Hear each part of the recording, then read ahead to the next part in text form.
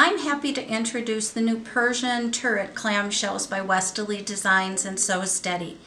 This is a new set that produces edge-to-edge quilting designs that are a turret pointed shape that can be used for background fills. Each of the 4 templates has 2 different sizes on it.